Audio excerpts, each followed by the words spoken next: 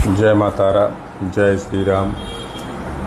देखिए, शनि ग्रह का प्रभाव जिन जिन राशियों पर या जिन व्यक्तियों पर नेगेटिव परिणाम हो रहा हो, शनि की 7.5 चल रही हो, शनि दशा अंतरदशा या प्रति अंतरदशा में चल रहा हो, वो लोग सबसे अच्छा उपाय इस नवरात्रि में क्या कर सकते हैं, वो माँ काली के मंदिर जरूर जाएं, माँ काली की उपासना जरूर करें और माँ काली की उपासना करें। और इस नवरात्र में जैसे आज सप्तमी है, अष्टमी नवमी 3 दिन कर सकते हैं या अष्टमी नवमी कर सकते हैं।